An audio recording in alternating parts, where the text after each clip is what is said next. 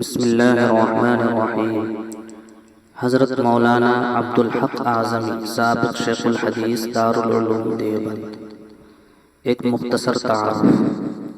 حضرت مولانا مرحوم 6 رجب سن 1345 ہجری مطابق 10 جنوری سن 1927 عیسوی پیر کے روز جگدیش پور جو اعظم گڑھ کے مضافات میں واقع ہے پیدا ہوئے۔ 6 سال کی عمر میں والد ماجد کا سایہ سر سے اٹھ گیا اور والد ماجد کے پیدرانہ شفقتوں سے محروم ہو گئے۔ والد صاحب کے انتقال کے بعد آپ جونپور کے مشہور عالم دین مولانا محمد مسلم صاحب کی کفالت میں رہے۔ ابتدائی تعلیم مدرسہ بیت العلوم سرائے میر میں حاصل کی۔ وہاں آپ نے نحو، صرف وغیرہ عربی کی ابتدائی تعلیم حاصل کی۔ پھر دارالعلوم معاونات بنجن میں مشکاۃ شریف تک تعلیم حاصل کی۔ اس کے بعد دارالعلوم دیوبند کا قصد کیا اور وہاں جلیل القدر علماء و مشائخ سے حدیث کی کتابیں پڑھیں۔ سن 1374 ہجری مطابق سن 1954 عیسوی میں شیخ الاسلام حضرت مولانا حسین احمد مدنی رحمۃ اللہ علیہ سے بخاری شریف پڑھ کر درس نظامی کی تکمیل کی۔ حضرت مولانا مرحوم کے اساتذہ میں شیخ الاسلام حضرت مولانا سید حسین احمد مدنی، جامع المعقولات والمنقولات علامہ ابراہیم بلجاوی، شیخ الادب حضرت مولانا اعزاز علی امروہوی، حضرت مولانا فخر الحسن صاحب مراد آبادی اور شیخ ظہور احمد دیوبندی رحمہ اللہ خاص طور سے قابل ذکر ہیں۔ ان حضرات کی علمی سرپرستی نے آپ کی شخصیت میں نکھار پیدا کیا اور علمی، ادبی اور فکری غذا مہیا کی۔ درس نظامی کی تکمیل کے بعد حضرت مولانا مرحوم نے ملک کے متعدد اسلامی مدارس میں درس و تدریس کی خدمات بحسن و خوبی انجام دی۔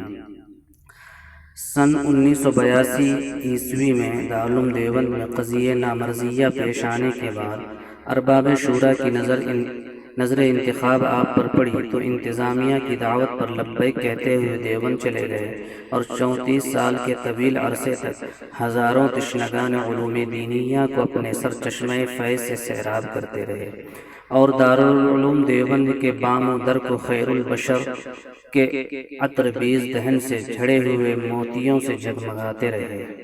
آپ ایک کامیاب اور مقبول مدرس تھے۔ مفوضہ کتابیں بڑی خوش اسلوبی اور عمدگی سے پڑھاتے تھے۔ آپ بڑے باہمت اور اوقات درس کے بہت پابند تھے۔ آپ کا درس نہایت جامع اور پرمغز ہوتا تھا۔ طریق استدلال اور تفہیم مقال کا انداز نرالا اور دل نشیں تھا۔ ایک طرف مولانا مرحوم حدیث کے مضمون کو عام فہم اور سادہ انداز میں بیان کرنے پر قدرت رکھتے تھے تو دوسری طرف باہم متعارض احادیث میں تطبیق دینے اور ہر حدیث کا صحیح محمل متعین کرنے میں محدثانہ اور عالمانہ شان کے مالک تھے۔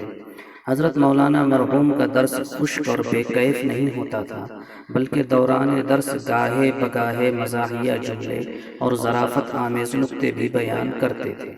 کبھی اکابر دیوبند کے واقعات اور اپنی طویل زندگی کے خوشگوار تجربات بڑے لطف اور مزے لے کر سناتے، جس کی وجہ سے درس کا مزہ دوبالا ہو جاتا اور طلبہ بڑے ذوق و شوق اور اہتمام سے آپ کا سبق سماعت کرتے۔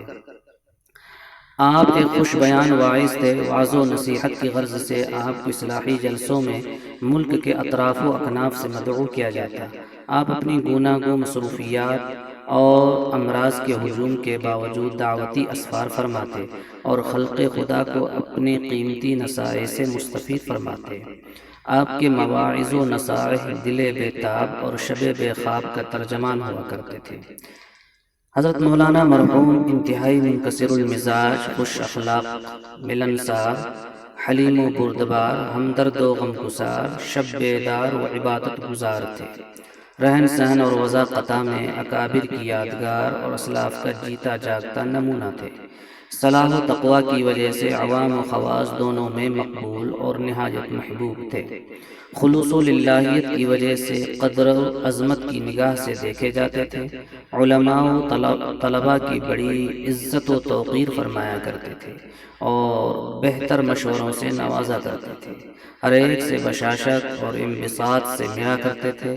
عام لوگوں پر اپنا علمی روب جمانے کی کوشش نہ کرتے اور باتوں میں اس طرح مشغول رکھتے جس سے وہ اپنائیت محسوس کرتا۔ اللہ تعالیٰ کی طرف سے آپ کو رقت قلبی عطا کی گئی تھی جو دوران درس ابل پڑتی تھی، باتوں بات میں رونا آپ کی فطرت ثانیہ بن چکی تھی۔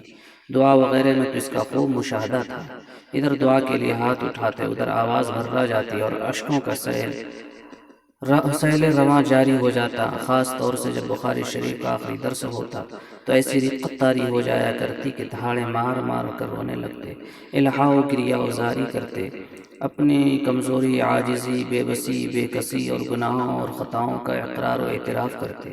طلبہ بھی زار و قطار رونے لگتے، ان کی ہچکیاں بن جاتی۔ 88 سال کی عمر میں مختصر سی علالت کے بعد 30 ربیع الاول سن 1438 ہجری مطابق 30 دسمبر سن 2014 عیسوی بروز جمعہ کو سرمائے علم و دولت کا نگہبان، مادر علمی دارالعلوم دیوبند کی عظمت کا پاسبان ہمیشہ ہمیش کے لیے روپوش ہو گیا۔ دوسرے دن بروز سنیچر 31 دسمبر سن 2016 عیسوی کو دارالعلوم دیوبند کے استاد حضرت مولانا سید ارشد مدنی حفظہ اللہ کی امامت میں ہزاروں علماء اور طلباء سمیت معززین و عمائدین شہر نے نماز جنازہ ادا کی، اور دنیا کا سورج ڈوبنے کے وقت علم حدیث کا یہ آفتاب قبرستان قاسمی میں روپوش ہو گیا۔ سقى الله سراه وجعل الجنة مثواه۔